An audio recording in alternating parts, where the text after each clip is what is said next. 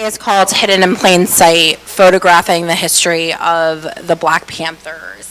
Thanks everybody so much for coming. The idea for this really came about because I'm both a scholar of Black radicalism in the United States and the African diaspora, and I'm a newcomer to the Bay Area. And so when I moved to Oakland, I was so excited to trace the footsteps of the Black Panthers, and I was really, really disappointed when it proved a lot more difficult than I expected. And so we found, my boyfriend and my best friend and I found a map of Black Panther Party sites online, and we kind of went on our own self-guided tour one day to see what became of some of these places. And so we photographed them, and I began to think about the ways that some of these places had changed, and either how that history had been memorialized or erased over time.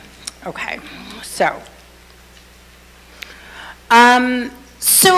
before I start talking about some of the sites that I looked at and what's going on with them, I want to show you one of the ways in which this history has recently been memorialized. So in 2017, Bachelot, who's a Senegalese French artist, and Rifa Sene, who's also known as Rifa One, who's a local Oakland-based artist, got together to paint this mural, which is currently on the corner of 14th Street and Peralta in Lower Bottoms.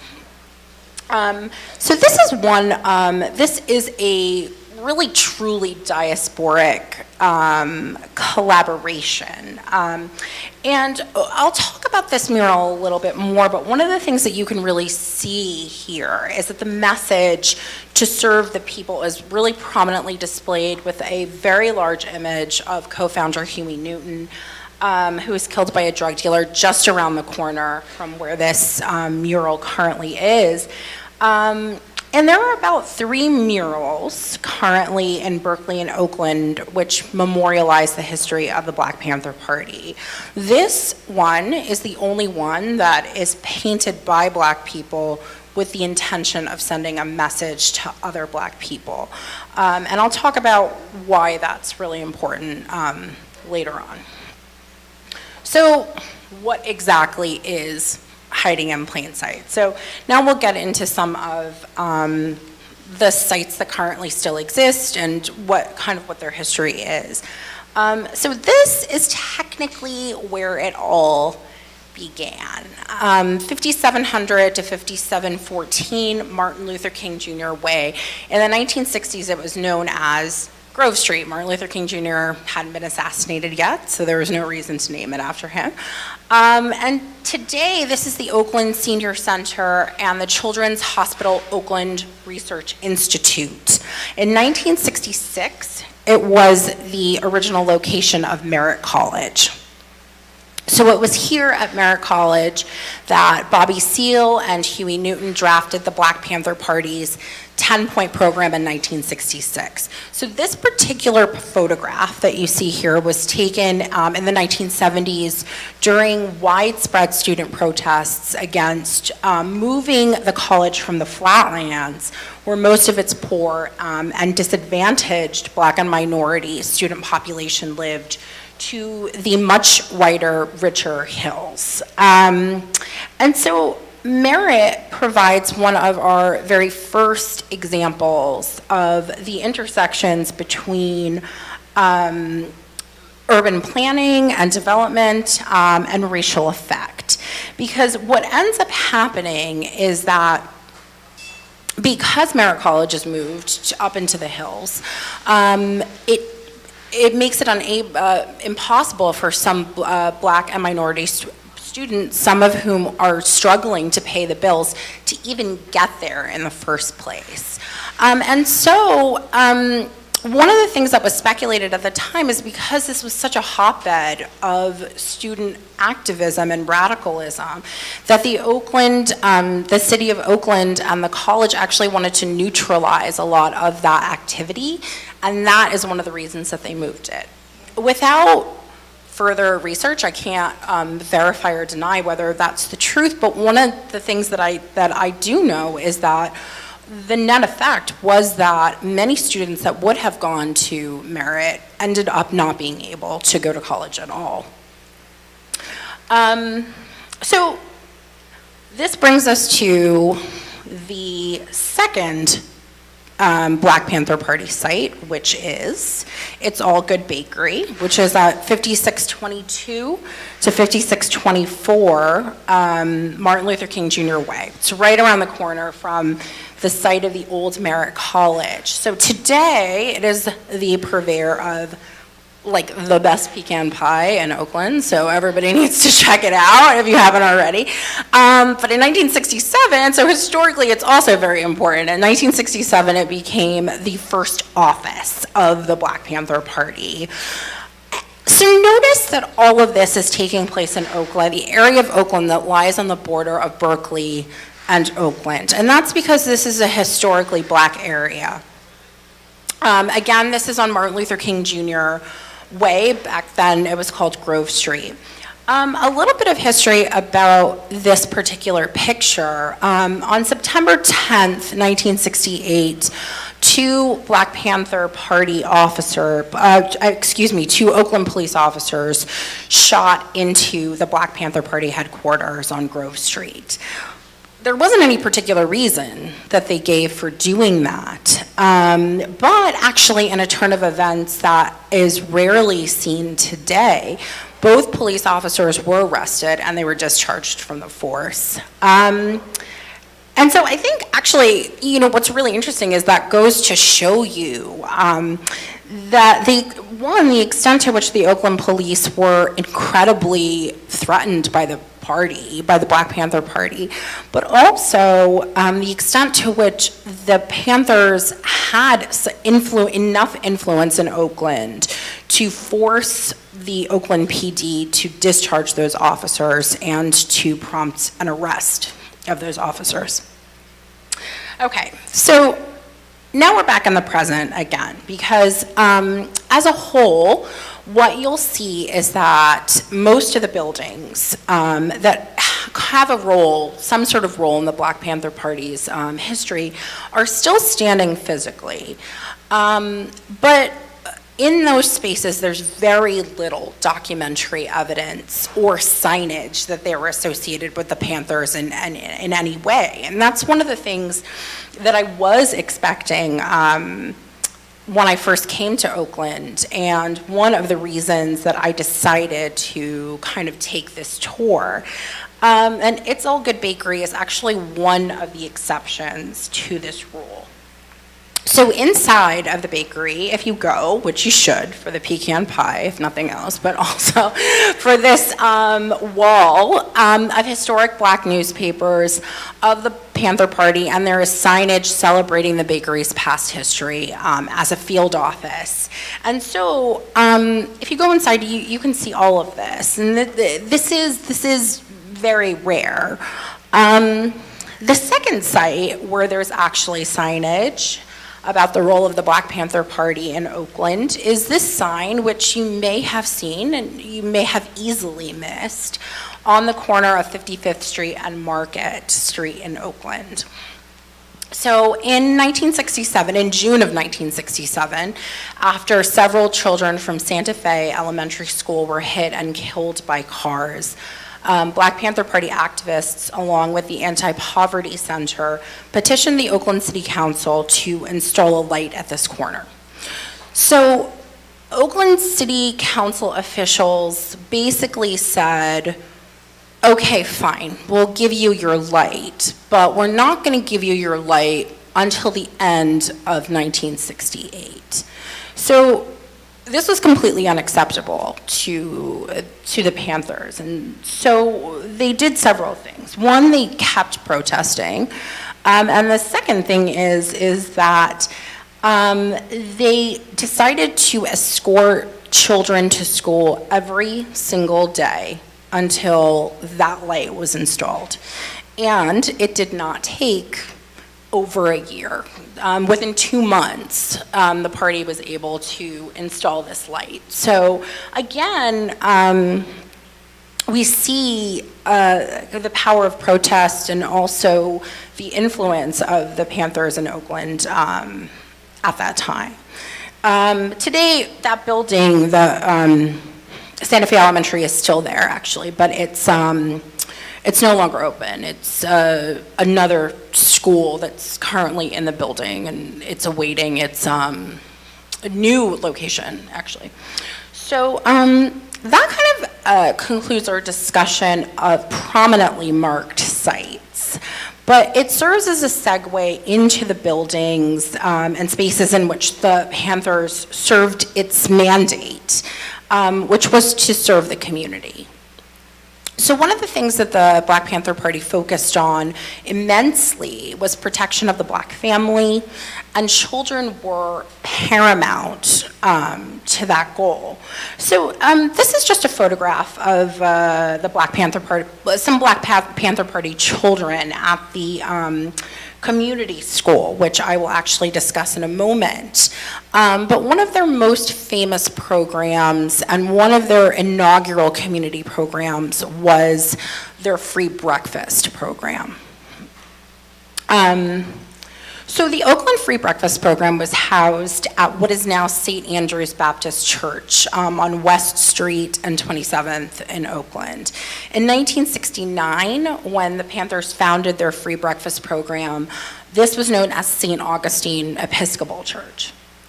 And so one of the reasons for the free breakfast program was that the Panthers saw this need in the community, in an impoverished community where children were coming to school without having eaten. And now, as then, we know the value, right, of nutrition, of proper nutrition for children and education.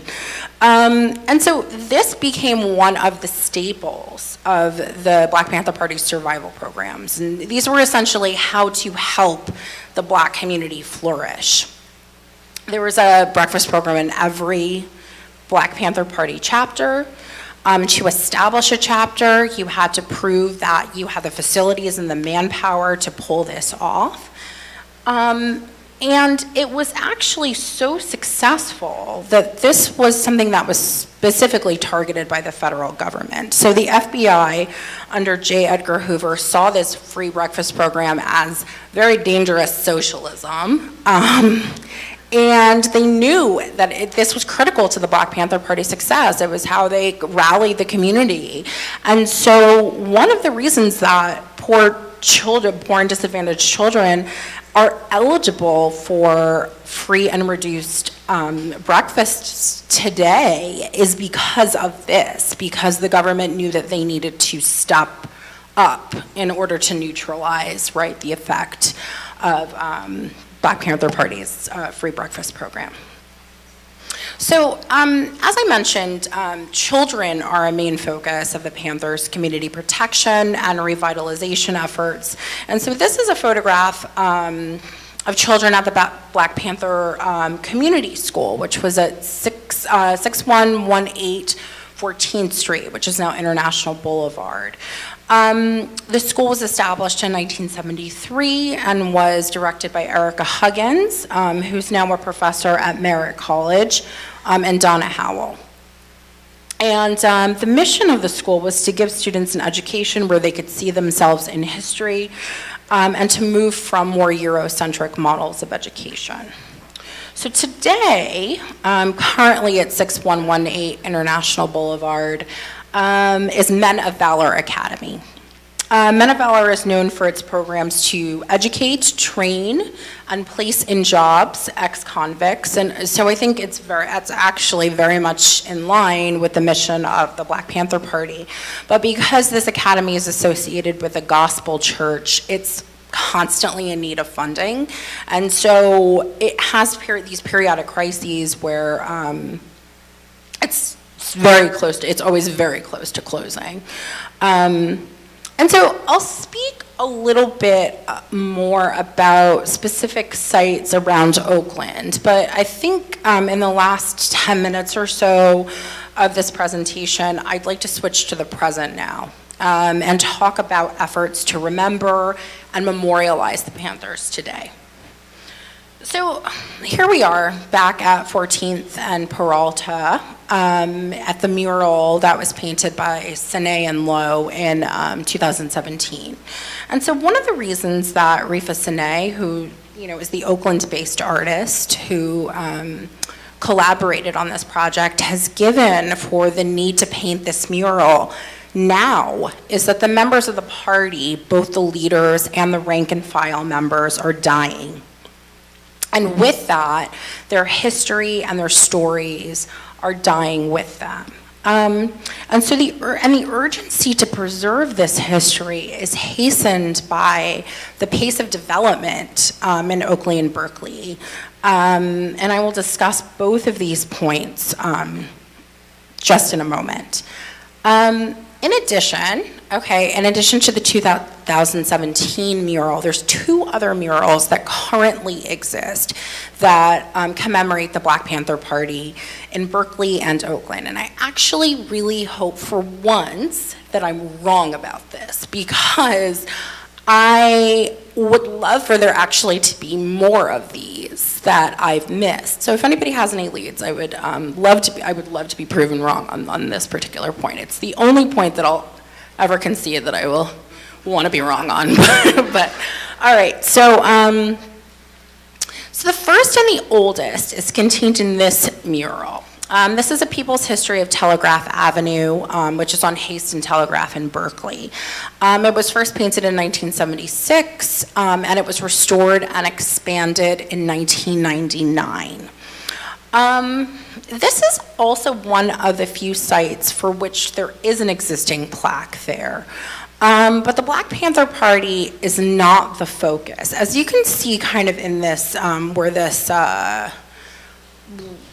where I've taken this red square and then blown it up right here, it's really just a very small part of the mural. It is a historical site, so that's a positive, but it's not, it isn't the main focus. The second mural was painted in 2012 by Dave Young Kim, and it's in Village Bottoms. And then, I know I said there were, a total of 3 murals, right? And that there were only 2 others besides the 2017 one, but I snuck this one in because I wanted to show it to you. And this mural doesn't exist anymore, actually. So I'll come back to it in a moment. But this one used to be at the former site of the Ella Baker Center for Human Rights, which was on 40th and Broadway, kind of by where Mama's Royal Cafe is.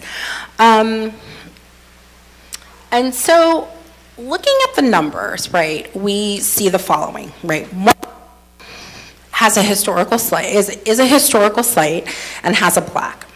1 is in Berkeley, 2 are in Oakland, 2 out of 3 are dedicated exclusively to the Panthers. 1 doesn't exist anymore, and just 1 is designed and executed by Black people.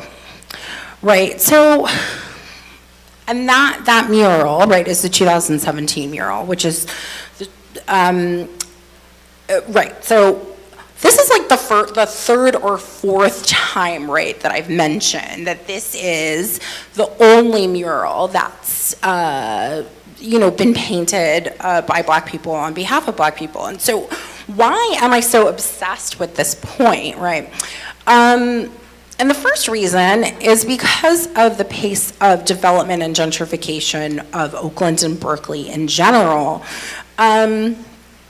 So we all know that because of this influx of young rich people and a shortage of housing, that everyone knows that the price of housing in the Bay Area is completely out of control, right?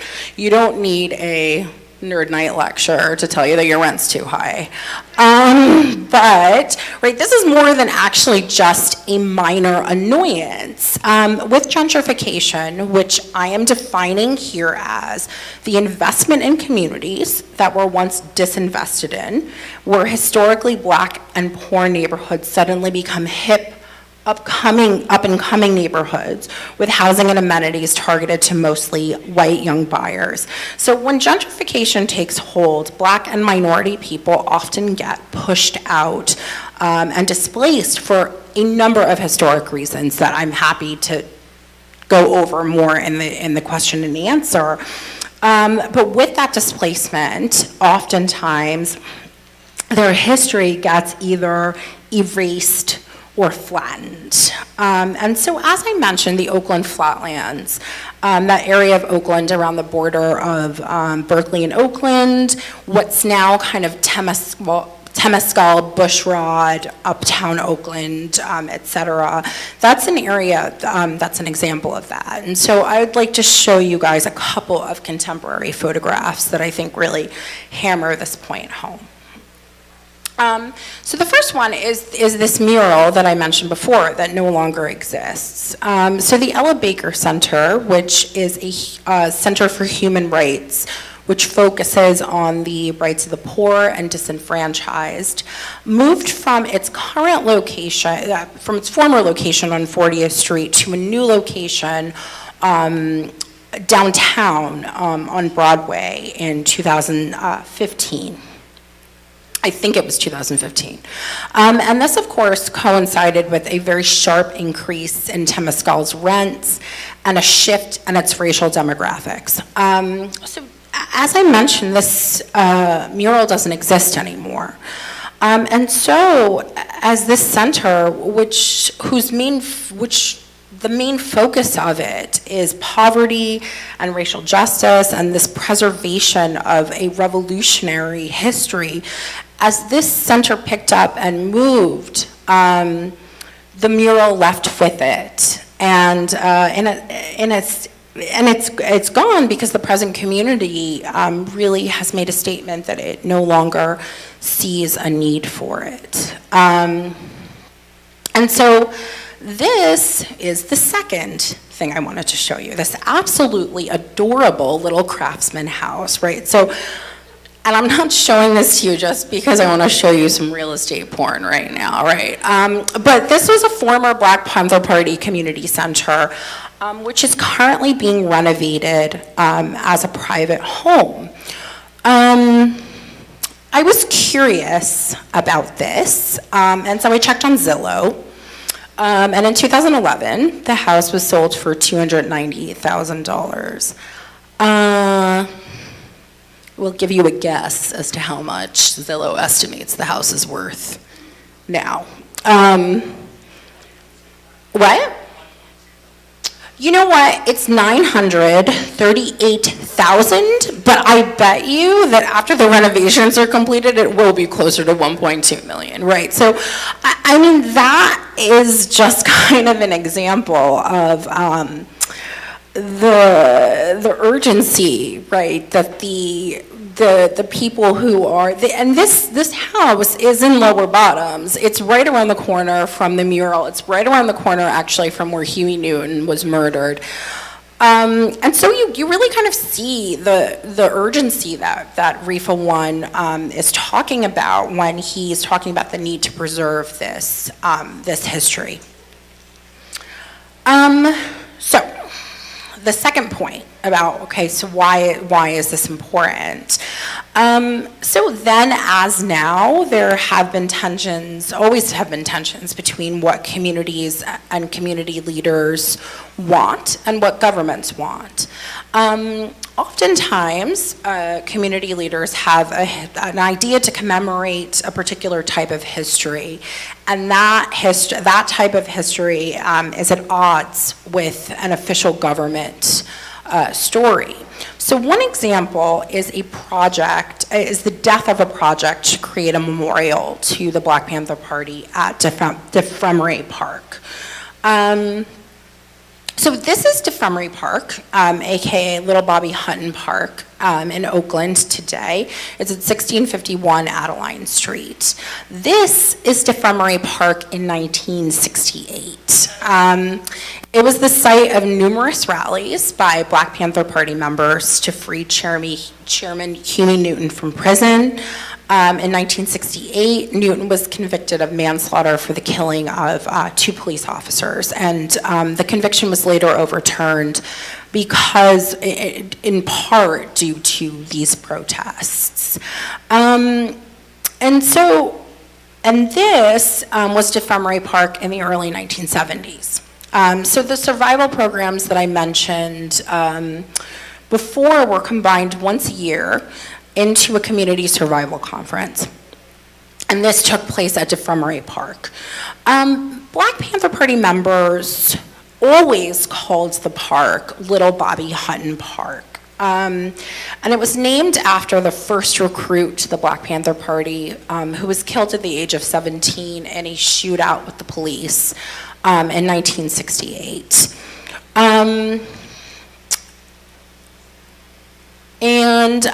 Okay, so coming back to the present, in 1998, Defremery Park was actually officially renamed Little Bobby Hutton Park by the Oakland City Council. Yeah, well, woo, but the sign still says Defremery Park. In 2016, a grove of trees in the park was named after Bobby Hutton, but I don't know, you know what, actually, like, this photograph is not the best photograph, but if you go to Defremery Park, you can see that the sign still says Defremery Park. There's no mention of Little Bobby Hutton. If you hadn't seen the archival photographs that I had showed you, you never would have known that anything Black Panther Party related had ever happened here. And so there have been, and this photograph was taken just a couple of months ago. I think it was taken in, what is it, May now? February maybe? And so in 2017, there was a discussion, actually, of creating a Black Panther Party legacy project at Defremery / Little Bobby Hutton Park to commemorate the Panthers and to highlight the role that this open gathering space has had to the movement and to Oakland and to the country. And the National Park Service actually was supposed to give about, I think it was $98,000 toward the project. But after conservative news outlets expressed their horror about the project, and the Fraternal Order of Police wrote a protest letter to Donald Trump complaining, the National Park Service yanked the funding. So it's not in the works anymore. And so the project was supposed to be called Black Panther Party Research, Interpretation, and Memory Project. And so that brings us to the final point, which is the question of what happens when repositories of community memory, either archives or people, die or are destroyed. Okay, so, not to be morbid or anything, but, nobody lives forever, right? So, and as a historian, as the anniversary of events start to approach their 50th and 60th anniversaries, and the people that were involved in them begin to reach their late 70s, their 80s, and their 90s, you get a real anxiety about the preservation of this history and the real possibility that if you don't get it down, if you don't interview these people, that it could be lost forever. Right, so I think that this goes back to Rifa One's concerns about the urgency to preserve the community's history and to tell its story, right? Concerns that this mural was supposed to begin to address. And so I want to end with this totally blank slide. And so you might be thinking, well, what is she doing, right? Where is this going? So in 1989, Huey Newton was killed as he attempted to purchase crack cocaine from a drug dealer. This is at the height of the American crack epidemic. In 1997, David Hilliard, who was the Black Panther Party's chief of staff, began to give tours of some of these sites that I showed in this presentation. And that was to address the fact that many people pass by these sites and have no idea about how they were associated with the Panther Party. So in preparation for this talk, I read a New York Times article published in 1997, where Hilliard went to 1564 Center Street, which was the address where Huey Newton was murdered. And he speaks about, and the article mentions that there's these two fading silhouettes of Huey Newton on the sidewalk. So the other day, I think it was last week, I just drove by to see what was still there. And so spoiler alert, there's nothing there, right? There's nothing there anymore. It's a parking lot. There are no silhouettes on the sidewalk. And so I bring this up to really highlight the fact that I think that this is symbolic of the way that a memory changes and the way that it fades over time, and how as neighborhoods change, layers are built on top of layers, right? Murals are painted over with other things, buildings are raised or they transform. But hopefully, right, as I think that I have tried to start to think about, right, is how do you peel back some of these layers to see the history that's hidden within. So I will end it there, and actually I am under 22 minutes, so I'm really excited about that. But thank you everybody for listening.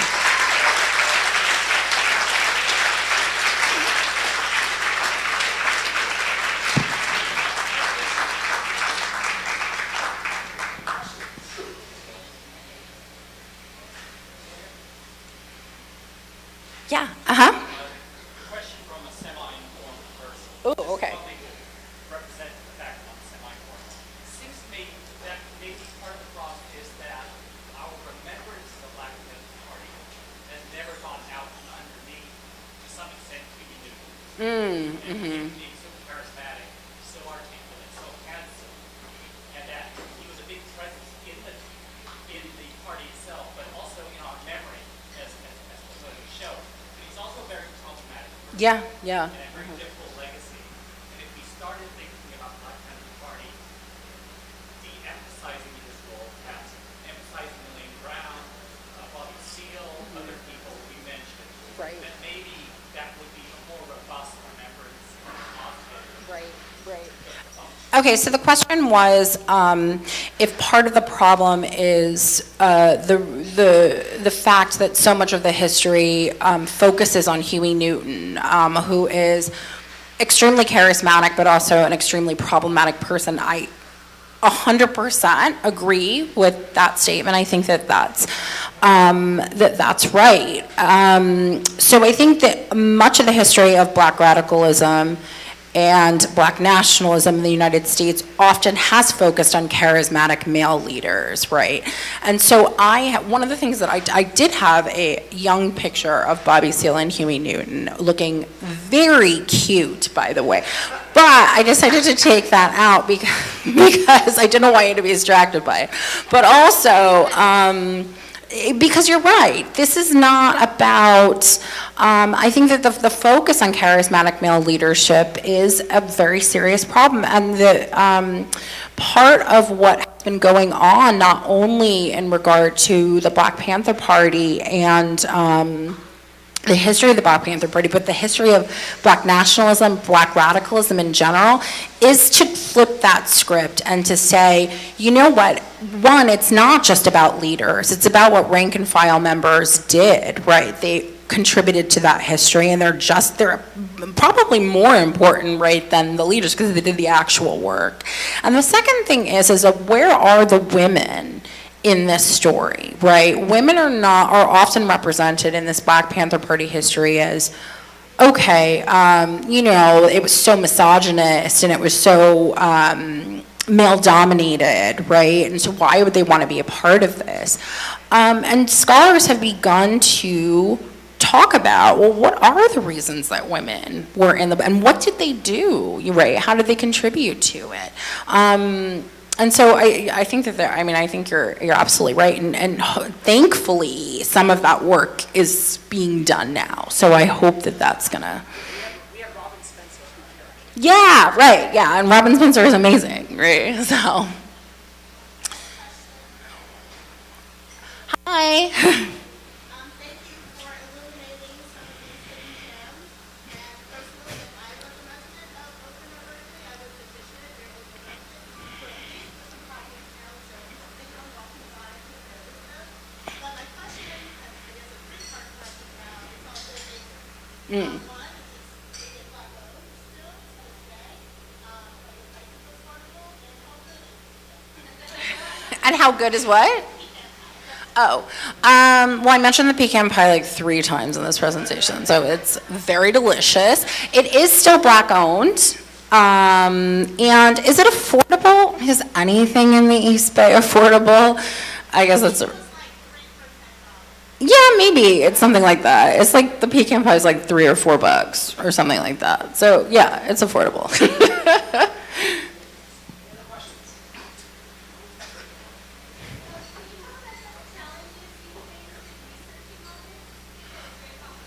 Oh yeah, some of the challenges that I faced in researching it.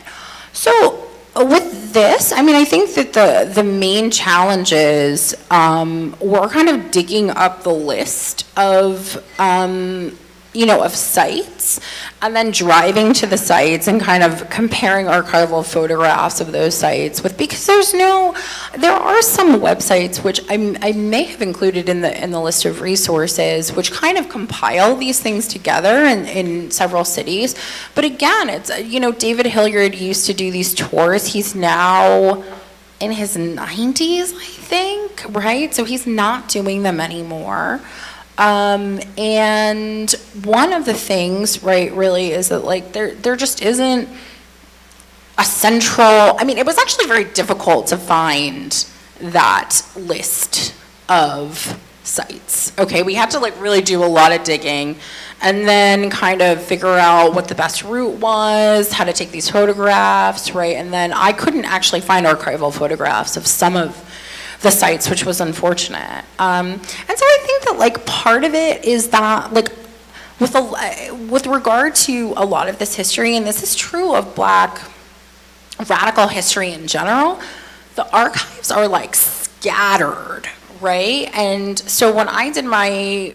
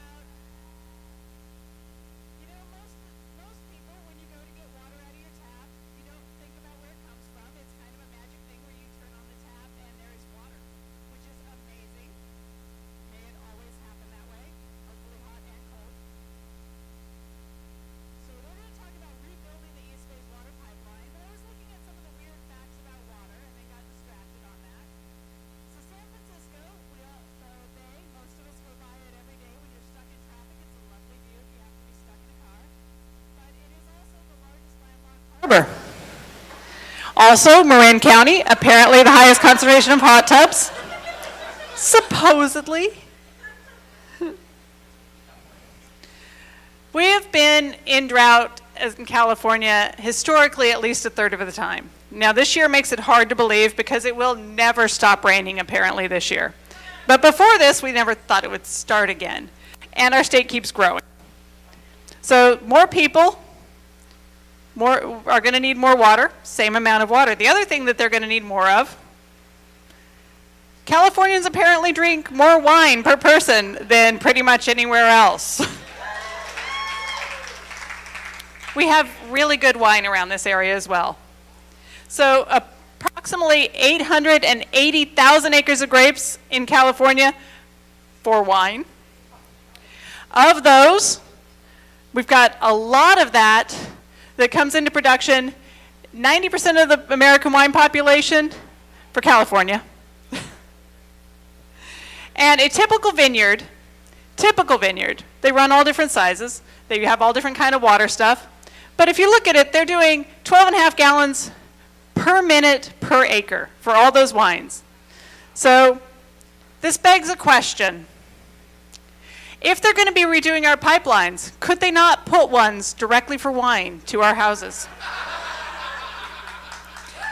I think as we look at this technology, they're going to have some questions to answer for us. But if you will welcome up our local water nerds. We have EBMUD here. We'll let them talk to you about how they are going to make sure you at least get water, if not wine. So please welcome up Tim and David.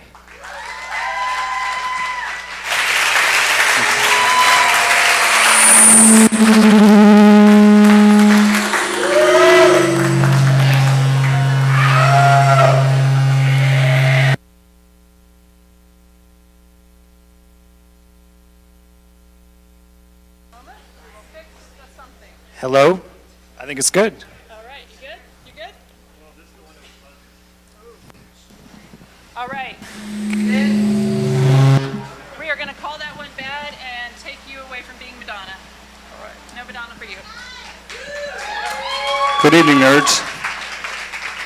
Hello. That's Tim. My name's David. We are nerdy by nature. I'm the construction guy, he's the engineer.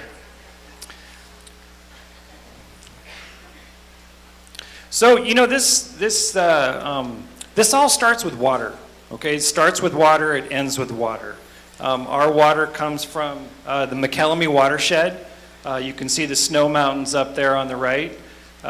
It flows into Pardee Reservoir, and then it travels almost 100 miles across the Sacramento Delta in 3 large aqueducts, and it comes into our service area down here in the Oakland area, right here.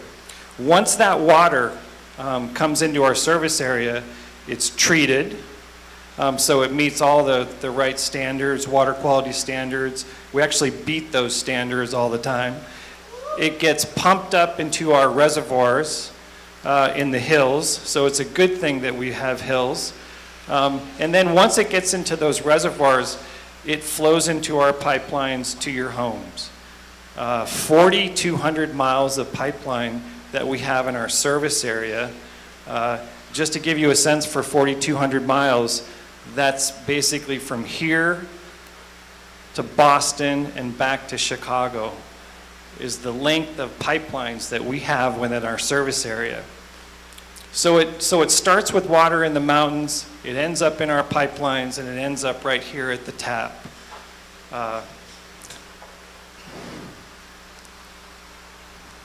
Yeah, so some of our earliest pipes date back to the 1880s. And this shot here is actually a segment of pipeline in EBMUD service boundaries in Berkeley. That pipe, along with some others, for example, right over here on Webster, I looked it up this morning on our distribution mapping. There's a pipe still in service today from 1884.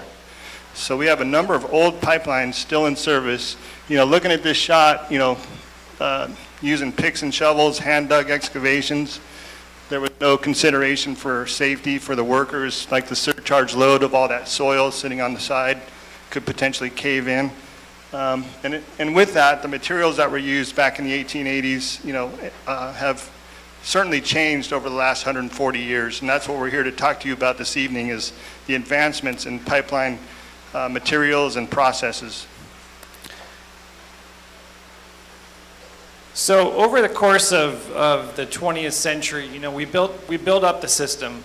The cast iron pipe, Tim said the 1880s came in and into the 1900s, up to about 1960, where predominantly used the cast iron pipe. We transitioned into steel pipe and asbestos cement. We actually have 1,100 miles of asbestos cement pipe in our system. That's the blue that you can see up there, and it's mostly over on the other side. In the Walnut Creek, San Ramon. Actually, Tim lives in San Ramon. Hey, I live over there. What? Okay.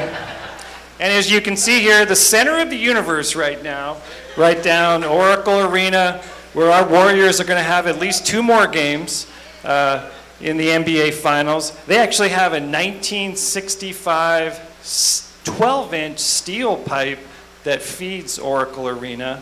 It's never broken, but it's the only pipe that actually feeds Oracle Arena. Takeaway here is that we have a mixture of different pipe materials throughout our service area. It's an amazing network of pipes. They're all connected, and as I talked about earlier, yes, you got the reservoirs that feed the pipes, and we have to maintain these pipes, and we have to rebuild these pipes. Yeah, so as far as maintaining goes, here's really the core of the problem. We have water main breaks. We have roughly 800 to 1,000 main breaks per year. Just curious, out here in the audience, how many of you have ever been inconvenienced by a water main break? Anybody? A number of you. You guys must all live in Oakland. But this work is very dangerous. It's oftentimes we're digging blind. The trench is full of water. We can't find that complicated web of gas lines, electrical lines, and so forth. So this is not only an inconvenience to all of you, it's also very dangerous work for our staff. And last, it's costly, right? It's costly to maintain the system. So, to address that, it points out the need to upgrade our infrastructure and replace those pipes. So our overall goal is to reduce these numbers, is to reduce the main breaks, reduce the water loss, and we can do that by replacing the pipes, replacing the right pipes. So what EBMUD did 4 years ago, when we realized that we have this problem, is that we made a specialized group. We call them Pipeline Rebuild.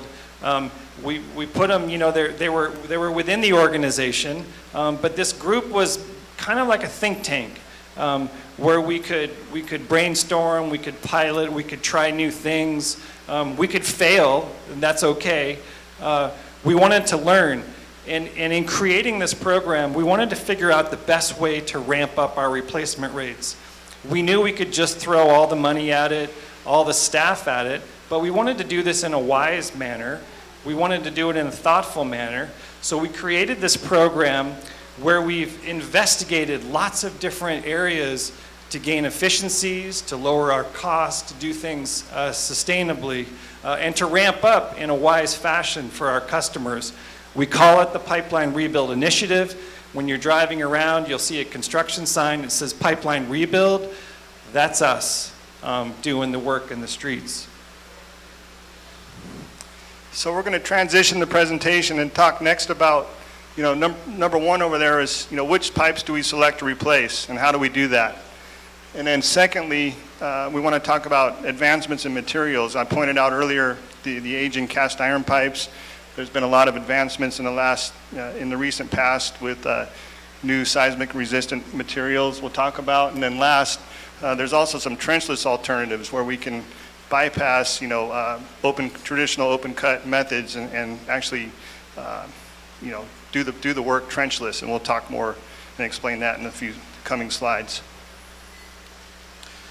So we live in the Bay Area. We live with all these big Silicon Valley firms that we have to deal with the Googles, the Facebooks, well, Amazon's not here, they're up in Seattle. But you know, we're dealing with all these companies here. Everybody is using artificial intelligence these days. They're using machine learning. They're using big data. You know, Google Maps, I'm sure everybody in this room has used Google Maps before. You time a drive from A to B. Google Maps takes all that data, takes previous drive times, takes the weather, takes the time that you're driving, feeds it into machine learning algorithms, and it spits out a time for you to get from A to B. Okay, so you see EBMUD up there. A startup company came to us 4 years ago and said, we'd like to work with you, we'd like to partner with you, we'd like to look at your data to see if we can actually use machine learning to help you select the right pipes, the pipes that are breaking, the pipes that need to be replaced. And so what that model looks like is you start with that big, the pipe data, like Dave was talking about. You use variables such as the age of the pipe, how many times is it broken, what's its proximity to the fault lines and groundwater tables and railroad tracks, BART tracks, et cetera. Several hundred different variables go into this at the front end of this load of this process. Through there, the machine learning process looks through patterns in correlations between all those different variables. In addition, it also generates its own variables on its own by recognizing other potentials that weren't already considered. And from there, it actually, you know, the last step is it produces something you can visualize. You can see the results, the results of that search, and produces something that you can actually apply to your own system.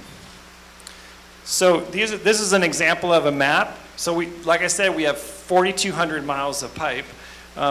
We have a map like this for our whole distribution system, all 4,200 miles, and we color code them. So the red pipes, the worst pipes, orange, yellow, green, and blue. Blue are our best pipes. So the machine learning algorithms takes the data, layers it all together, looks for those patterns, and lets us visualize these maps.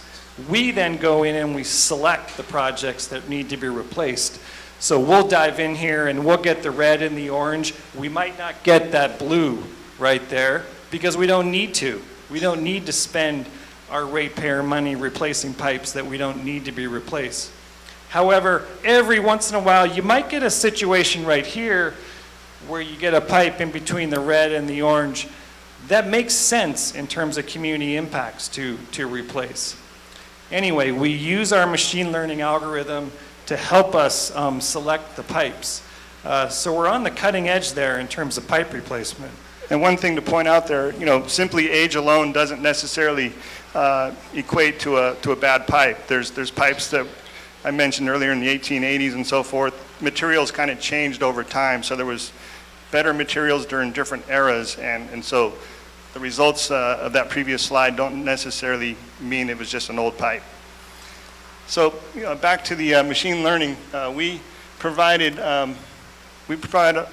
of our leak data from 1990 through 2012 to this model to see if they could actually predict how many breaks we would have. We purposely withheld the break information we had from 2012 to 2016 just to see if that machine learning process could accurately predict the number of breaks that would occur. And so what happened was the machine learning process predicted 397 breaks, and we had 436 actual breaks. That told us that this process of machine learning is a very accurate way to predict where our worst pipes are located, and it's an effective model to help us map out which ones to do next. So overall summary is that we're going to continue to use this artificial intelligence, machine learning, to layer our data, to look at the patterns, and to help us select those right projects. So moving on to the next topic, you know, this is probably something that's at the forefront of everybody's mind too. You know, they keep telling us that 7.0 on the Hayward Fault is going to happen anytime. This is a map right here showing if we did get a 7.0 on the Hayward Fault, where is that ground shaking going to be most intense. So you see the red and the orange and the yellow. It's a large portion of our service area. So it's one thing to know about replacing the right pipe. The second thing we got to make sure is, are we putting the right pipes in the ground that are going to last, that are going to be reliable, that are going to be resilient, that are going to be able to take the ground movement from a Hayward event. On top of the Hayward Fault, we also have areas in the hillsides where we have landslides, and then we have areas down near the bay where we have liquefaction zones. So not only do we need to think about a Hayward event, we've got to think about other geological impacts from landslides and liquefaction zones. So a few years ago, we developed a relationship with a university, Cornell University in Ithaca, New York. And believe it or not, in Ithaca, New York, they have a laboratory there at Cornell University that is the premier laboratory for seismic testing of pipelines.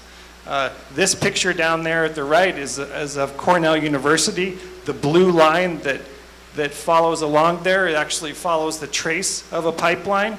And the rupture there at an angle is a simulated fault rupture, a simulated earthquake. They actually designed, this is really neat, they designed the angle of that fault rupture at the same angle that the Hayward Fault makes with the horizontal. So we developed a relationship with Cornell University. What pipes are they testing? What are the results? And we're applying that to pipes that we're putting in the ground right now. Yeah, so Dave and I made a couple of trips back to Cornell to you see firsthand these tests as they were underway with some various materials that we're actually installing in our own service areas.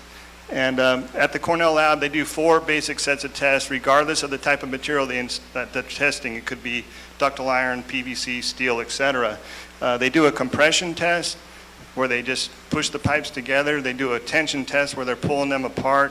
They do a 4-point bending test on a fixed table, measure the arc of the bend before it ruptures. And then last, Dave already mentioned the box test, which is the most interesting of all to visually watch. That box test has, to give you some perspective, approximately 200 different sensors on the pipe. The pipe's buried about 4 feet down in soil, compacted soil, matches the same conditions that it would otherwise be experiencing right out here in front of this club tonight. It also is pressurized to 80 psi, which is consistent with a lot of the pressures you guys have in your own homes. So it's a very thorough and detailed test. I'll tell you firsthand, when I was there, I tried to shoot some holes in their testing processes, ask some questions try to find some inconsistencies with how the lab would test versus how the pipes are actually installed out there. And I ended up realizing why they're at Cornell. They're pretty smart people, and I had to basically started to be a little quieter. Anyway, so the testing is, like I said, very consistent. It's applied across all the different types of materials. This is where pipe manufacturers go to get their pipes certified to help them market their materials so companies like ours will consider buying them. Yeah, that's a good point that Tim just makes right there, is that all these manufacturers, whether they be in the US or Japan or Korea, all the utilities across the country that are interested in putting hazard resilient materials into their system, the first question everybody asks is, was it tested at Cornell and what were the results? So once again, this is a picture of the box test where they simulate a fault rupture. You know, in the last 10 years, there's just been a real variety of pipes that have been tested. There's a pipe called earthquake-resistant ductile iron pipe. So that's a ductile iron material. When it fits together, when the bell and the spigot, those are the two ends that fit together, when it fits together, it can actually move back and forth with the ground movement. And that pipe was tested at Cornell, and we are putting that in the ground in our service area where we cross the Hayward Fault. There's also plastic pipe, plastic PVCO pipe, new and improved plastic PVC pipe that can withstand ground movement. On top of that, there's actually even a liner. you can take your existing pipe and line it that has some seismic resiliency in it. Main point here is that we're working with Cornell University, and we're working on putting pipes in the ground that can withstand this ground movement and stay in service so we can maintain our excellent customer service. And I'll point out that I've been in this industry quite some time now, and just in the recent past, I'd say in the last five or so years, there's been huge advancements in the type of pipe materials available today in terms of to meet those seismic conditions and so forth. And of course, all the other utilities across the nation are faced with a similar problem as ours, where they have aging infrastructure. So there's a lot of really interesting and neat materials that are just starting to come on the market and ready for us to start installing for all of you. So, speaking of installing, this is a shot of our crew. We want to point out that all of the pipe that EBMUD replaces is all done by district staff. We have a pipeline training academy where all of our plumbers come in. They all go through a one-year apprenticeship program where they learn how to properly install our materials safely to the specifications, to all the different requirements of each of the various materials. So it's they're carefully trained to make sure that they're doing the work the correct way. This is the shot on the far your left is a shot of some ductile iron, earthquake-resistant ductile iron pipe going in the ground, and then wrapped with a called V-Bio, a corrosive preventer, a corrosion preventer. And then over here on the far right is a shot of some new PVC, as Dave mentioned earlier, some seismic-resistant PVC with some types of fittings that can quickly just be locked together and withstand those seismic loads. And then last, just want to point out, as Dave and I mentioned, we were at Cornell Lab seeing how those pipes were tested. Our crews were installing this pipe while that test was underway. We learned something during the testing process that even surprised the pipe manufacturer and Cornell Lab, that the under compression loads, that PVC pipe right there can actually be inserted into the neighboring bell, and up to 4 feet, basically it'll compress up to 4 feet without leaking. So we were able to call back to our crews installing this pipe and basically give them up to the minute information about these test results that we could then apply to the projects that we had underway at the time. Well, one other point too to bring up here is that if we go back to that very, very first picture where you saw the guys without hard hats when their pickaxes just putting the pipe in the ground, this is today's conditions. And when you look at today's conditions, there are lots of conflicts. There's lots of other utilities in the ground, which makes it a lot more challenging to get your productivity and to get your pipe in the ground. We found there's these blue fittings that can actually take a pipeline alignment and move it and snake it up and over and around utilities.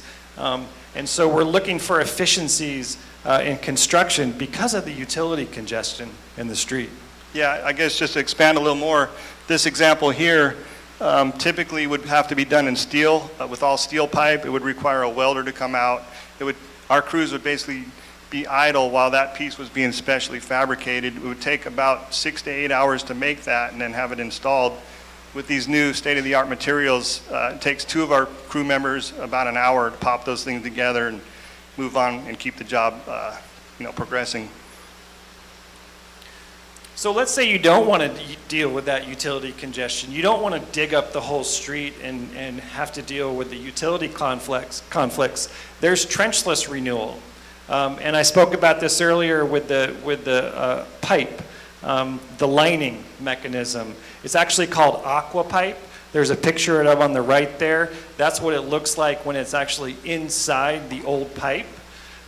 It's got several layers that it's made of. This is a picture right here of the liner going into an old pipe.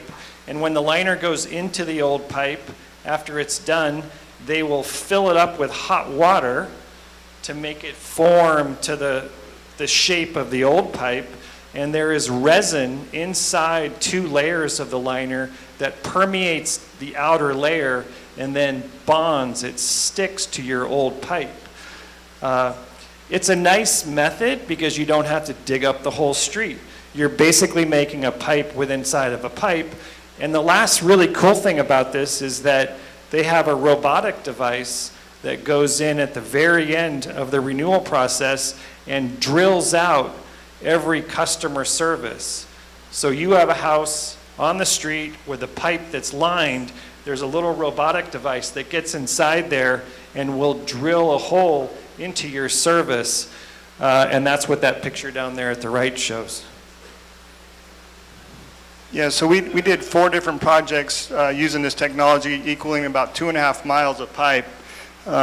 Some of the big, low-hanging fruit here is obviously, compared to traditional open cut methods, there's a significant reduction in trucking, off-hauling all that soil that we dig out of the ground, importing the virgin rock to backfill and compact.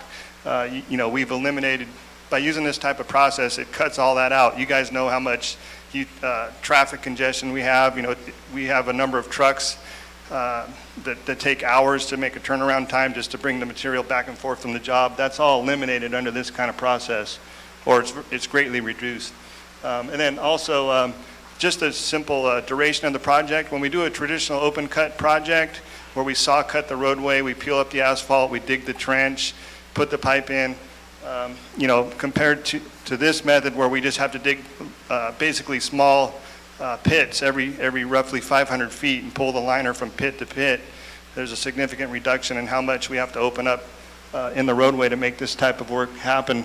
This is an example of what it looks like. This outer shell here, the darker part is the hose pipe. That'll be your existing cast iron or AC.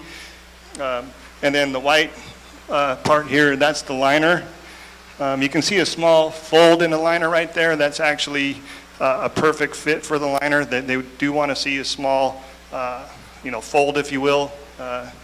And before we fabricate the liners, we actually go in and get an ID of the pipe inside dimension to make sure that the liner's fabricated to fit perfectly with what we're installing.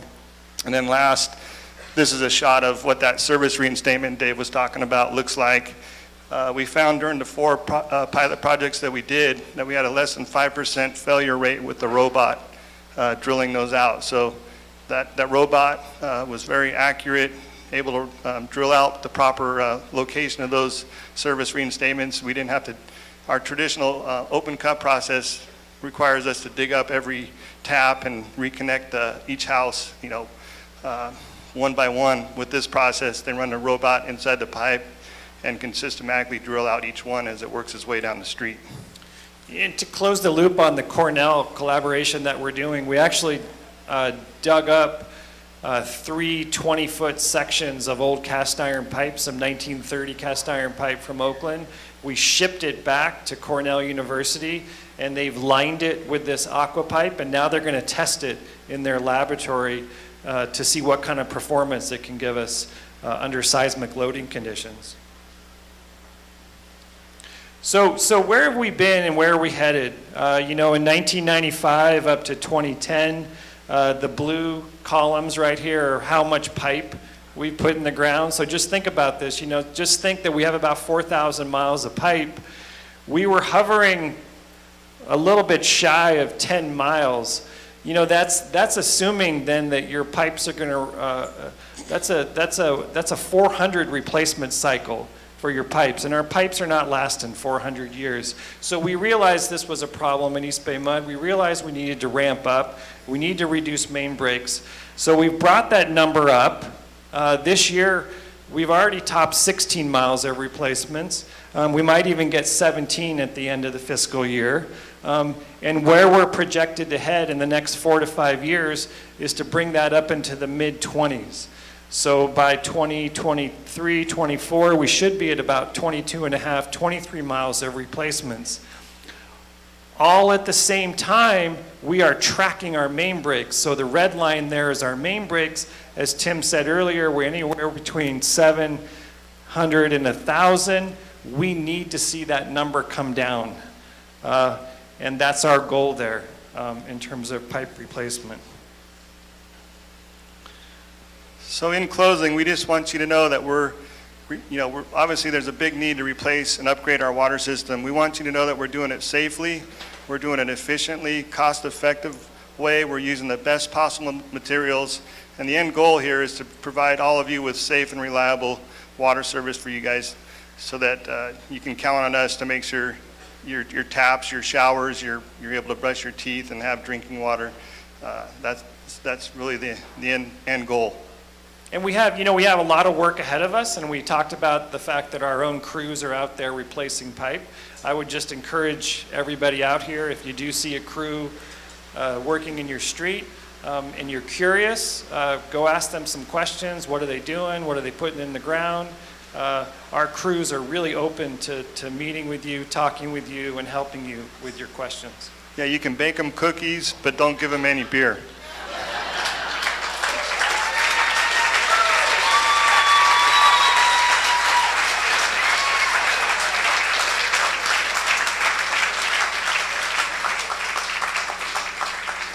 So we have time for a few questions. Yeah?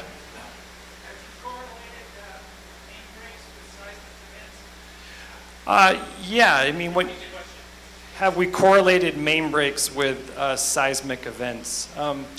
You know, Tim was around in 1989. He was fixing main breaks in the Loma Prieta. Yeah. What do you remember? I don't remember too much about that time, but no, yeah, definitely had a lot of main breaks. Took us a couple of weeks to restore service. We estimate with the 7.0, the Hayward 7, I can't remember exactly how, I don't know, 5,000 main breaks or something. We're going to need to call in mutual aid partners like Los Angeles Water and Power is a mutual aid partner of ours, Las Vegas Valley Water. We have annual meetings with each to do advanced planning to make sure that when an event occurs, we have the resources to come in and help restore the service for all of you. You know, our main break data goes back to 1990. So whenever there's a seismic event right now, sure, we'll correlate that with what's going on right now. I mean, we've had a few just 4.0, 4.5s recently in the last several years that caused a small cluster of main breaks in some areas. So that's part of what we're looking at. Got a question over here, Dave. Go ahead. Hey, so about half a block from our house, a car ran over a fire hydrant, and that took several months for replacement, but the workers told me significant effort in working through all the conflicting utilities. So does that kind of an issue mean that our block got a little more attention to the piping or the service from our home? You know, it really varies block by block, the type of utilities that are underground. It can range from gas lines, electrical lines, even jet fuel lines if you're near the Oakland airport. So it really varies block to block, but the bottom line is as, you know, technology advances, there's a lot more lines under the ground besides, you know, early on there was just a water, sewer, maybe gas.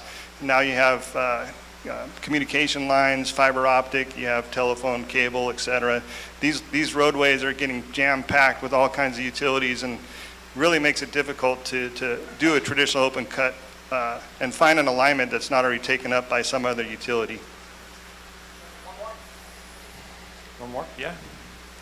So the utility sector by nature is quite conservative and safe. You don't want to screw some things up. So it was great that you talked about ways that you have freedom to innovate and to take risks. And I was wondering if you could talk about some of the more innovative risks that you've been allowed to take with this utility. Well, I will say that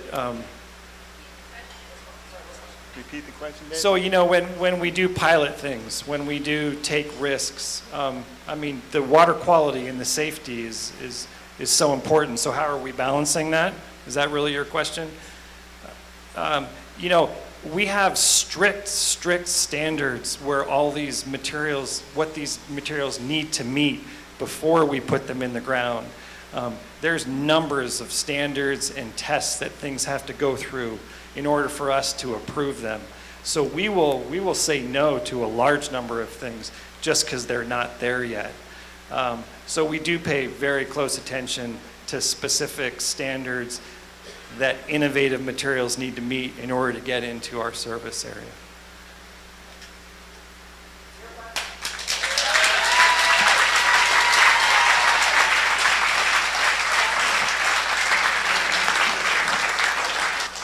All right, thank you guys. They will be down front for a couple of moments, hopefully answering your questions. And we are going to take a couple-minute break.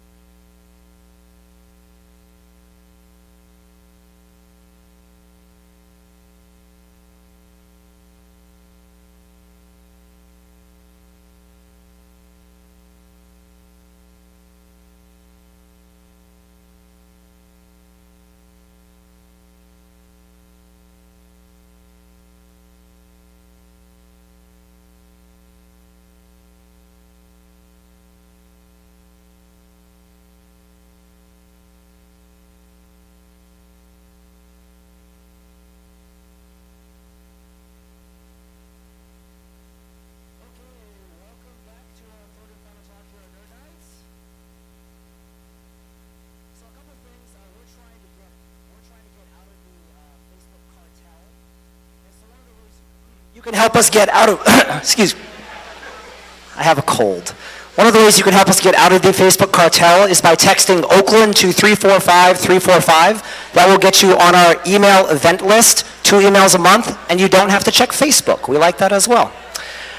So I'm introducing Rose Eveleth, and so I was trying to think, like, why should you listen to her awesome podcast? And so I looked up how many podcasts there are now.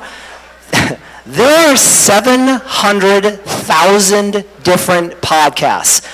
There are 29 million episodes of podcast. Who has the time, right?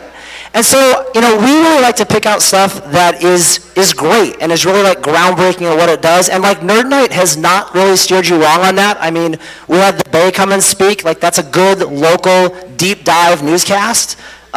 Good friend East Bay yesterday, also an awesome podcast. And so like we really like to hire the local to highlight the local people that are really good at what they do. And Rose is really good at what she does. So Rose's family is in the audience, I assume. So Flash Forward is a cool podcast because it really talks about like theoretical futures, and so she'll go into this a little bit more, but it's really cool because it's a really good deep technological dive in some science, and it's also a really good deep sociological dive. And so I just wanted to pick out a couple of my favorite episodes. Like I understand how CRISPR works, I'm a scientist, and yet I listened to the CRISPR episode, and there were things I had never really thought about, and like outcomes potentially from CRISPR that were really different than what you think about with CRISPR, so I would definitely highlight that. There's a great episode on like we understand brain waves and how the brain responds to things now, and so what about a theoretical future where they match people based on how their brain waves match up? And it really got you thinking about relationships and sexuality. It was really interesting, and this one was near and dear to my heart. So how does California leave the United States? And I went into that episode thinking, that sounds so good. And I came out of the episode being like, that's complicated and we're probably not going to do it. But again, it's like she really takes like a point of view and really expands on it in different theoretical ways, and it's absolutely worth your time. She has a brand new season that just came out. To go on the end of the previous season, this Earth the Ocean Farm episode was awesome. I totally understood how aquaculture worked, except it turned out I totally did not understand how it worked. And I listened to that episode and I'm like, wow, that is really complicated and really cool and really like futuristic. So definitely check that out. Again, new seasons just dropped. You should check it out. Rose Eveleth, she has this autobiography of like, I don't know what to pick to highlight this person's career, so I picked something, but I left a lot of things out. She's written for Motherboard, she's written for Wired, she's written for a lot of your other favorite publications. She helped launch ESPN's 30 for 30. She is the quadruple threat creator, host, producer, and editor of Flash Forward Podcast. Please welcome Rose to the stage.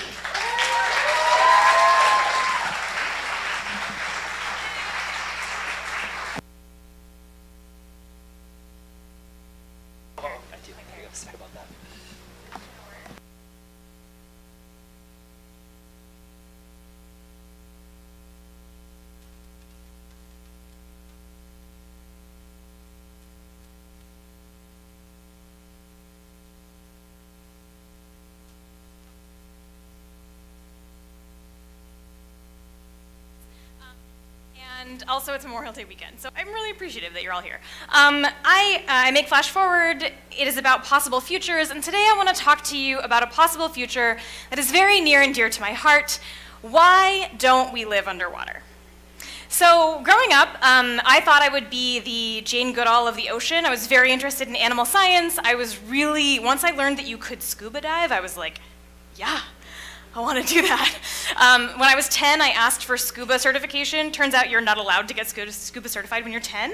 My parents could only find a place that would certify me when I was 12, and it was this weird, like, Navy veterans. It was very challenging, but I did. I got scuba certified when I was 12, so I have logged a lot of time underwater. At the same time, I grew up reading my dad's science fiction books, and they all promised that we were going to go under the ocean. I was very cool as a kid, in case you're wondering. And so I grew up being like, yes, this is great. In the future, when I grow up, when I'm an adult, I will live, if not in a city, at least in a house under the ocean. And yet, today, we have this. There are people living in space right now, which I feel like sometimes we forget. That's incredible. But we do not have this. And we don't have anything like this. And I really wanted to know why. So it's not actually a given that this was going to be the case. In fact, this person, who you probably recognize, is this working? Are we good? Yes? Okay, great. This guy you probably recognize, he gave a very famous speech, which you probably are familiar with.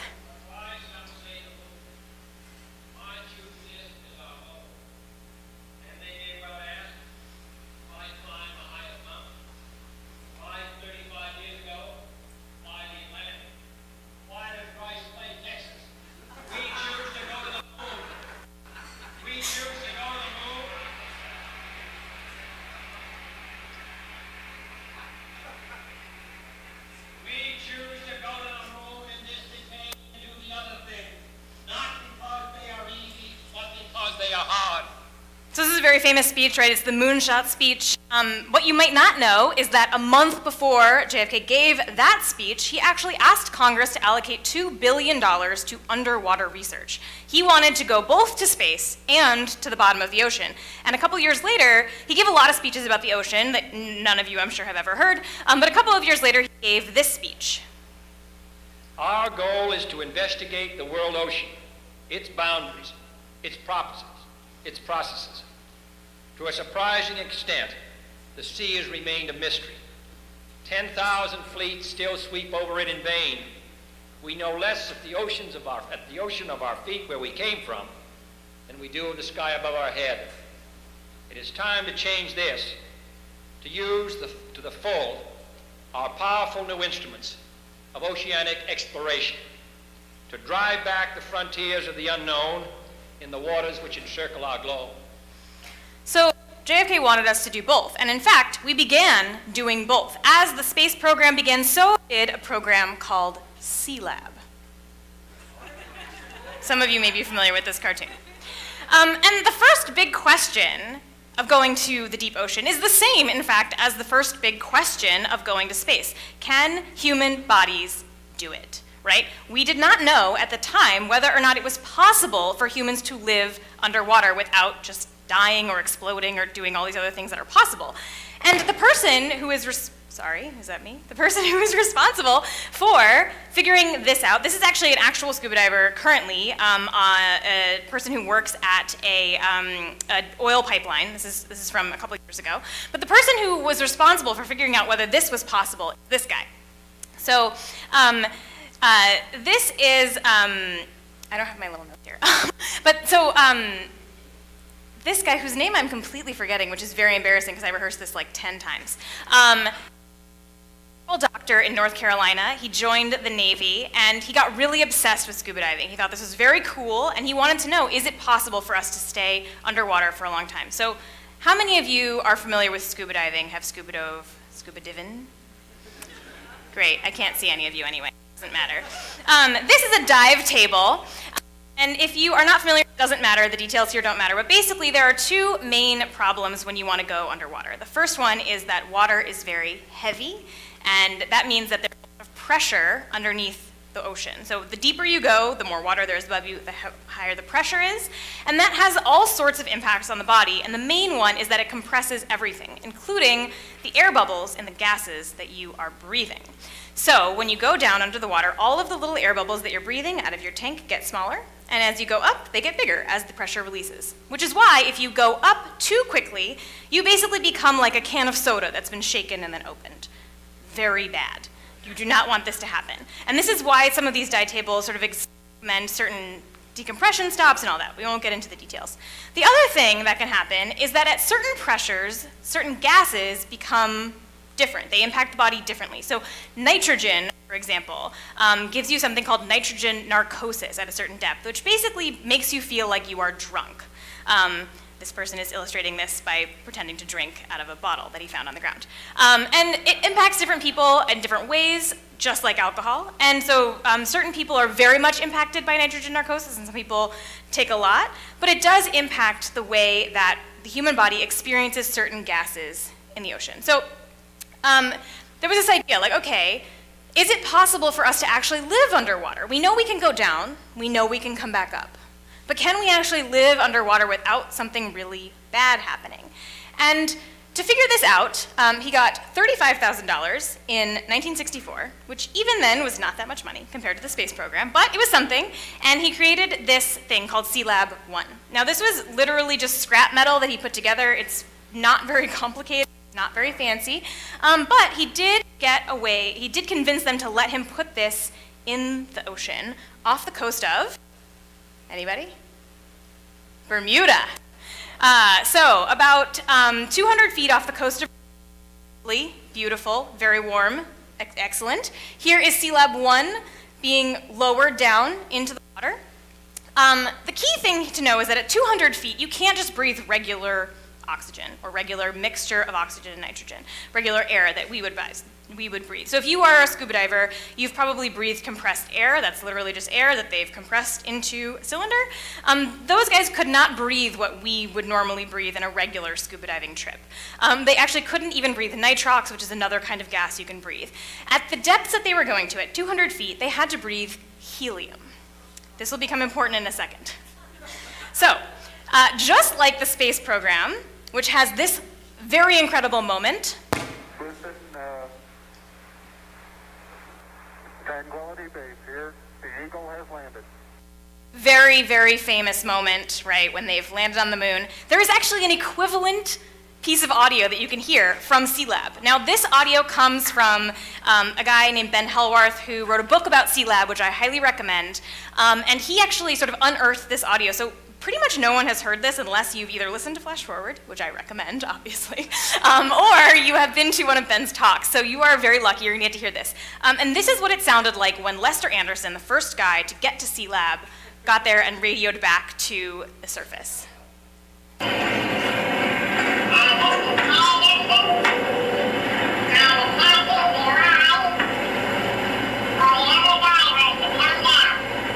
You're the first one in, eh, Lester Anderson? Well, Lester Anderson, congratulations. Were you able to hold your breath all the way, or did you have to breathe some water?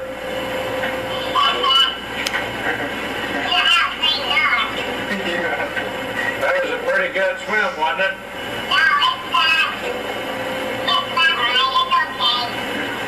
As long as you made it. In what order are the others going to come down, Andy? So, epic, right? Just sounds really cool, really cool. George Bond is the name of the man who I couldn't remember earlier. That's his voice. And so Sealab is not very big. It's only about 40 feet long. It's only about 9 feet wide. It's kind of the size if you've ever been inside of a school bus. It's basically that size. The cool thing about Sealab is that they pressurize Sealab and then they lower it down. And there's actually just a hole in the floor that is open to the ocean. So you can come in and out of Sealab if you please, because the pressure inside the capsule actually keeps the water down. Very cool. So they could come in and out. So that photo I showed you earlier, which you'll see again, of the guy sort of coming out onto the little platform, he's actually just coming in and out of Sealab. And this is them in Sealab having a great time, and it works. They were supposed to be down for 20 days. They actually only wound up being down for 11 days, and that's not because anything went wrong, but there was a hurricane coming, and they didn't want to test it. So this is it. This is the moon landing for ocean research. It works. They come back up. Nobody dies. Nobody even gets sick. This is great. Nobody cares. There's a little bit of press coverage, but these guys, who are called aquanauts, like astronauts, very cool, they are total nobodies. There's no ticker tape parade. There's really nothing. And in fact, they are so unknown that one guy, Bob Barth, one of the guys who was one of the first aquanauts ever to go down here in that first group, he was actually unknown enough that he was able to go on a show and be asked about who he was. So the premise of this television show, to tell the truth, is that basically there are 3 people who pretend to be the same person, and there's a panel of celebrity judges, and they have to ask questions of these 3 people and then try to guess who the real person was. So I've edited a couple of clips from this particular episode. You can see the whole thing on YouTube, but here's a couple clips.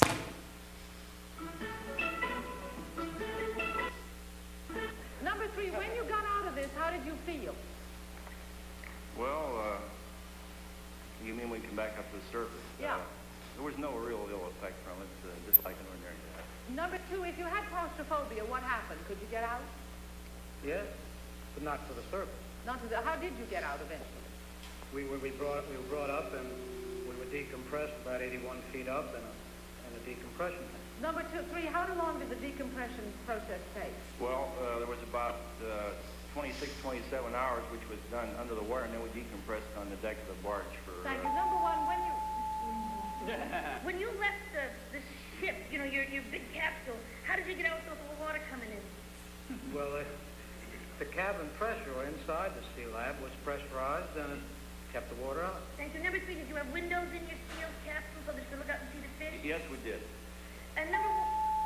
Horse and beef. Yes. Did you have enough room to sit around? And all? Yes. Yeah, any booze? Did Navy issue you any booze? We had 1 bottle of wine for medicinal purposes. Oh, that's right. Number 2. Oh, gee. That's all the time we have. It is time for you now to mark the nitrogens and distill it well. And vote as you will without consultation. With which are you casting your lot, Kitty? I voted for number 2.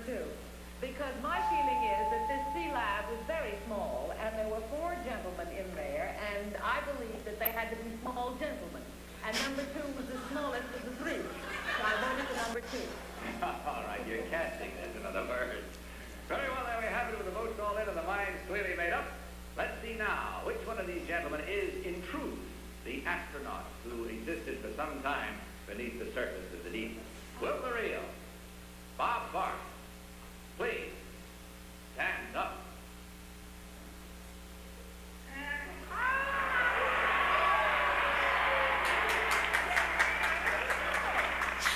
So, poor Bob Barth is on this television show. If you can see the whole clip on YouTube, and I recommend it because he looks like so defeated to be on this television show. You could never have done this with astronauts, right? Everyone would have known exactly who they were, but Bob Barth was so unknown that he could go on this television show, and no one knew who he was. The other 2 guys, to add insult to injury, were a private detective and the guy who flies the Goodyear blimp.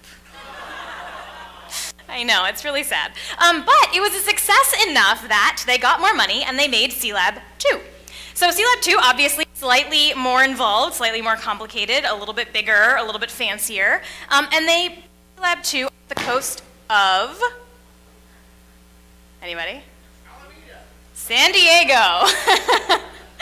This is on Scripps Canyon, and if you've ever dove in Scripps Canyon, I used to live in San Diego, if you've ever dove in Scripps Canyon, you know that it is very different from Bermuda. It is cold. It is very cold. The visibility is often really bad. So they put it in about 205 feet off the coast of California, off of San Diego. And in fact, when they lowered it, they didn't quite get it right, so it's actually a little bit on a hill, and they called it the Tilton Hilton. Very good, I know. So here is Sealab 2, sort of in its little inaugural exciting thing, and because it's the 1960s, there is a dolphin involved. I don't have time to tell you more about this dolphin, except that it's named Tuffy because it used to get into fights with other dolphins, hence the scar on its side. Ask me later about the dolphin, because there's a lot of funny stories about the dolphin. So Sealab 2 is a success, and in fact, Scott Carpenter, who was an astronaut, gets involved and becomes an aquanaut as well.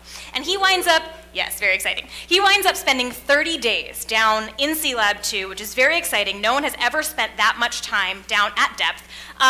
The most dangerous thing that happens to Scott Carpenter is that he gets stung by a scorpion fish, and so he's in a lot of pain, but it had nothing to do with the actual Sealab itself. He just happened to get stung by a fish. And towards the end of his time, his 30 days down there, he gets a call from the president. And the president wants to call and congratulate him, right? Like, talk about how great this is. And remember, they're breathing helium. So there's this really amazing, very long, I won't play the whole thing for you, exchange. Basically, there is an operator and there's a secretary for LBJ, and both of them have clearly not been briefed on what is about to happen and what they are about to hear. So here is a clip from that phone call. All right, Scott, we have a long-distance call for you. Will you hold, please? Operator, this is Commander Carpenter on the line. Thank you. Hello, Commander Carpenter? Scott? Yes. Can you hear me, operator? Yes, we can. Now, Scott, will you speak, please? Yes, how do you hear me, operator? Not too well, sir. Ma'am, do you think it's possible to hear our transmitter connection? I don't know, sir. 1, 2, 3, 4, 5, 4, 3, 2, 1. How do you read that, operator? I understand That's right. Okay. Yes. We can't hear him. So this goes on for a while, and you can actually listen to the entire phone call on YouTube. It's on YouTube, and then eventually LBJ gets on the line, and it's very clear to me, at least, that he has no fucking clue what Scott Carpenter is saying. You know, Scott Carpenter will say something in his helium voice, and LBJ will be like, "That's great. We're so proud of you." Like, he has no idea what this man is saying. I recommend listening to the whole exchange. It's very, very funny. So Scott Carpenter comes back, everything is great, everything goes really well. So they decide to try again with C-Lab 3. Oh, I know. You used to be able to get, by the way, a Lego set of this, and I cannot find it anymore, and I'm very angry. So if any of you has a lead on someone who works at Lego, I have some questions. We used to be able to get this. So C-Lab 3, obviously, very, like, more elaborate, very cool, and they really just, like, go big at this point. They decide to put it off the coast of Orange County in 600 feet of water. Oh, I know, this is great. Yeah, exactly. Unfortunately, this is where everything goes wrong. So they put it in 600 feet of water. It's very cold. There's something that goes wrong with the pod that brings the guys down to C-Lab. The heating element breaks. And an important thing to know about helium is that it's a really good heat conductor, which means that it sucks heat out of your body. So you have to be really careful to make sure that you don't get too cold.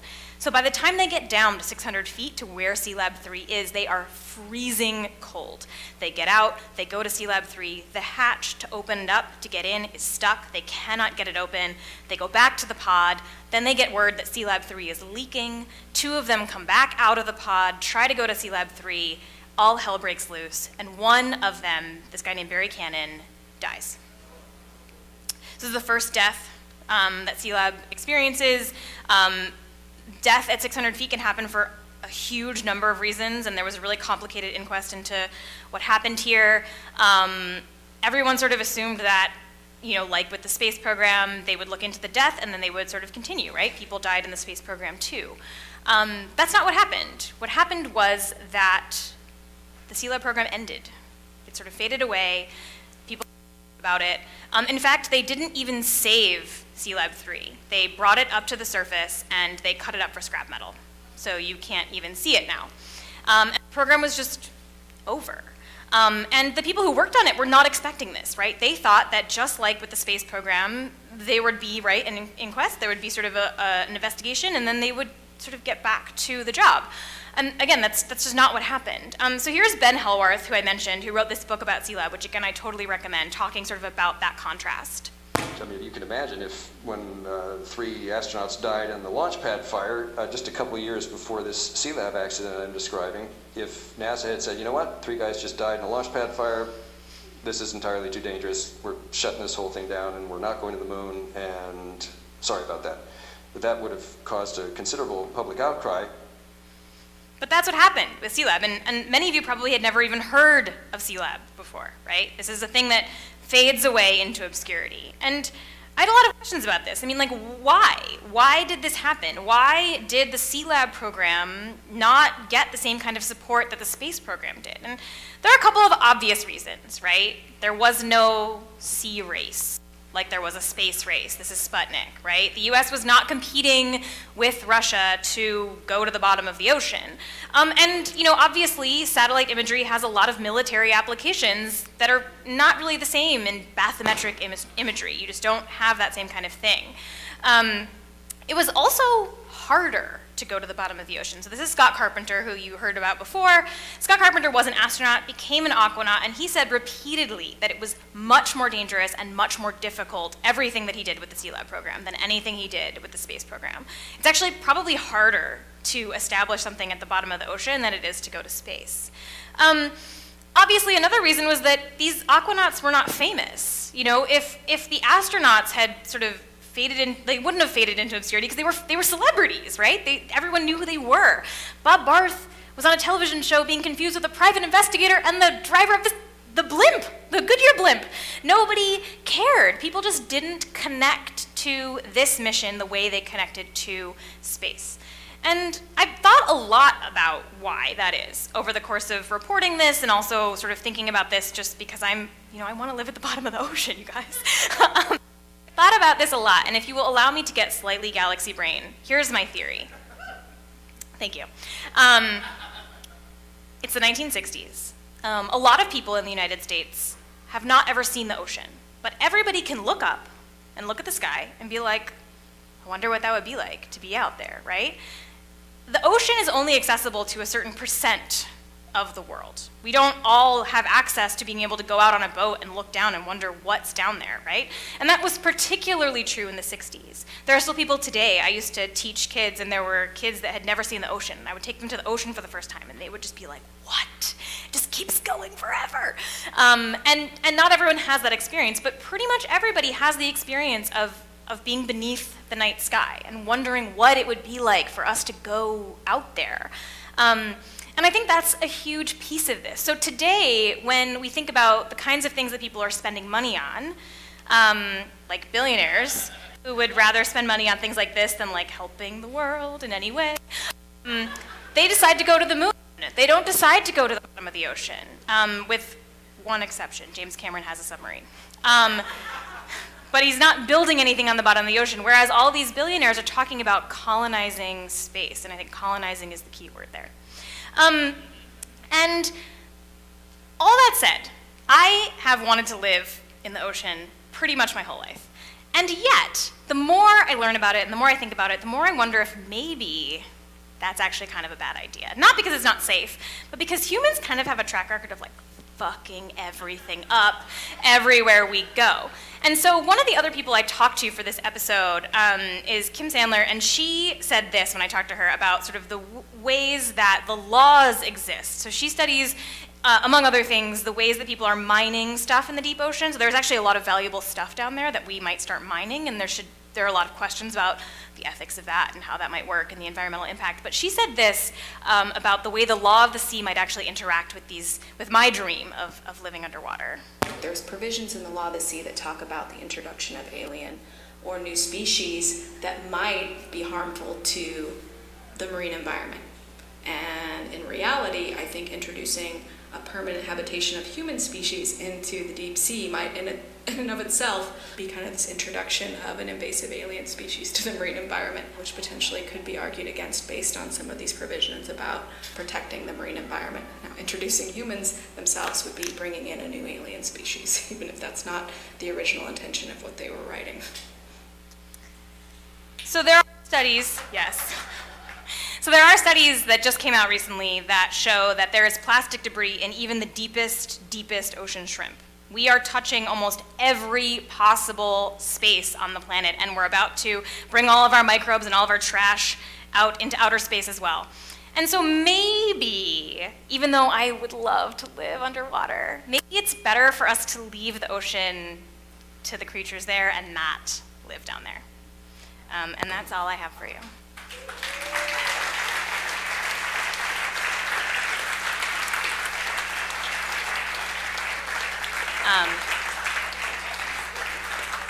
I can take questions, I think. Yeah?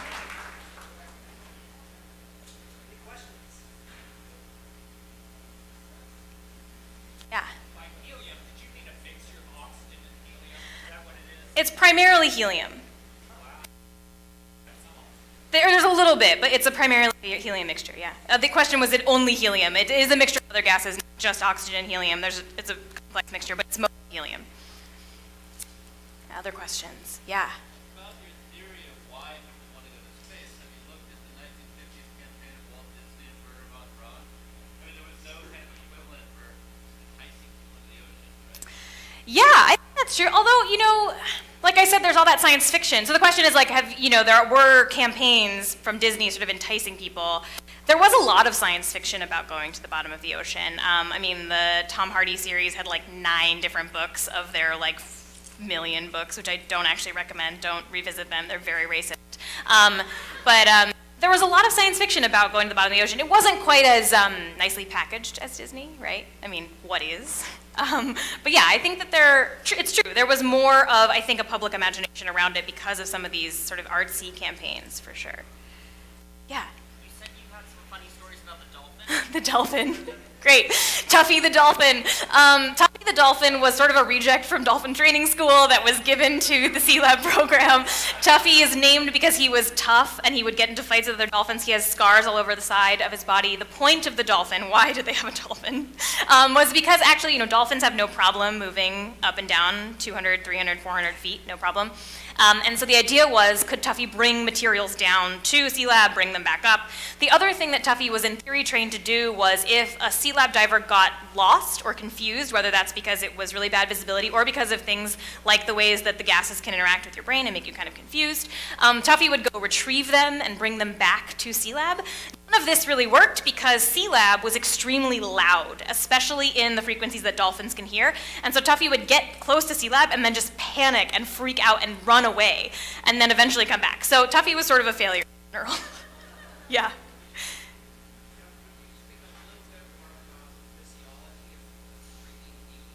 The physiology of breathing helium.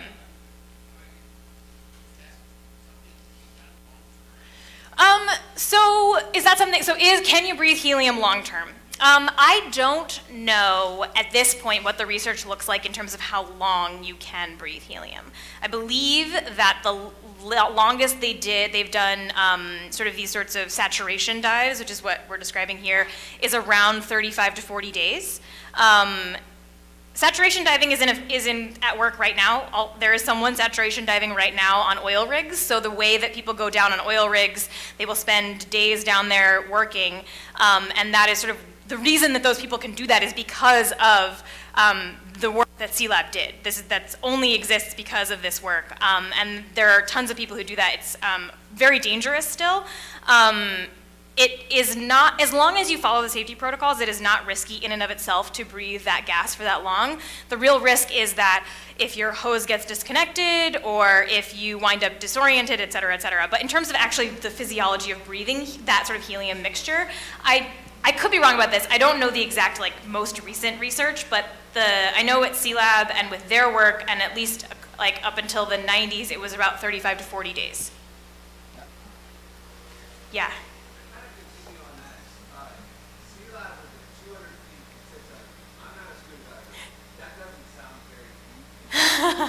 Okay, yeah. Put it in perspective? Yeah.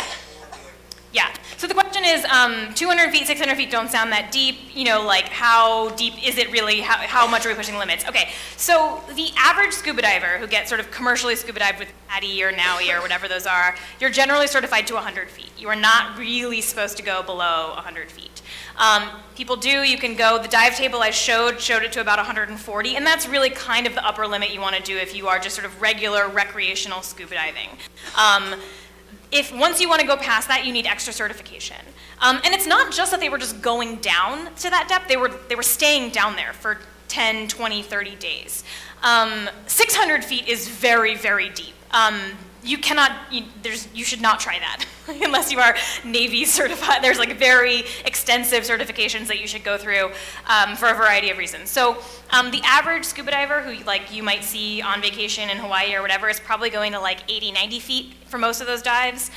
There are some wrecks that are really famous that are at 120 feet off of Bonaire and other places that's around most dive masters. I would not take someone to beyond 120 feet if they just had a regular certification. And even then I'd want to take them on a number of dives to make sure that they really know what they're doing. Because you have to be careful. Scuba diving is dangerous. I think the commercialization of scuba diving has sort of made people feel like it's sort of whatever, you just do it, and it's actually quite risky, so you should be careful.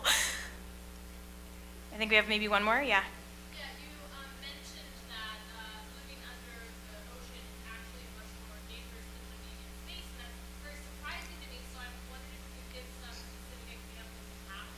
Yeah, I think, so this is something that Scott Carpenter talked about a lot, is that he felt, and I don't know that I would say that living underwater is more dangerous than living in space once you get there. Getting there is the hard part in many ways. With going to space, you're in a space capsule, you're in a spaceship, it goes up. We sort of have a sense of how that works. Obviously there are accidents, obviously there are risks, it's not safe go to space. I don't want to overstate the safety of going to space. It's very risky. But with going underwater, they just knew a lot less, was a big part of it too. The space program had really extensive tests before they put anybody in a space capsule. Sealab kind of just like put people underwater. And that is in part because they had very little funding. It's in part because people had been scuba diving before. People hadn't really just like been to space recreationally before the space program. I think the other thing is once you are in the space station, it sort of does a lot of the work itself because it's sort of rotating and it's sort of doing a lot of that. Sealab, there are a lot of things that can go wrong. And I think part of the reason that the Sealab program was maybe more risky than the space program, or at least the way that Scott Carpenter saw it, I don't know that's like an empirically provable thing, he just sort of felt that way, is also because they had just less resources. And so they didn't have the same kind of safety testing, they didn't have the same kinds of, we'll do everything 99 times before we send someone up on the 100th time. They just kind of like sent them down there and hoped for the best. So I think that's part of why he said that. Thanks. Let's hear it for Rose.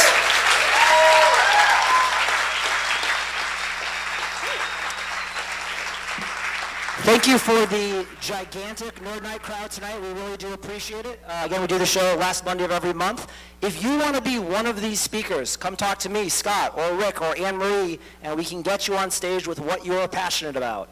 Rick's going to finish us off with some events that are coming up that you may enjoy. I might need, oh, hey. I'm gonna only kind of skip through these. Dogfest is awesome. They have a Church of Bob documentary this year, which is gonna be amazing. I'm really excited about the return of Pachara Kacha, which is 20 slides, 20 seconds each in San Francisco. And yeah, we've had Mark Pauline present to us before at Chabot. He builds dangerous flame-throwing robots. He has a whole lot of stuff at Arts where they're talking through all of the amazing stuff that he's made. He's going to be in conversation with John Law from Burning Man. Nerd Night San Francisco is June 19th. Nerd Night Silicon Valley is returning the last Tuesday of next month. And of course, we're going to be here too. Turns out that Apollo 11 is celebrating a little bit of an anniversary, so come hear about how the USS Hornet, which is dry docked in Alameda, picked up our astronauts, hear about the Art Deco in Uptown Oakland, and finally hear about how we're now using Lawrence Berkeley National Lab to generate radiopharmaceuticals to cure cancer. See you next month.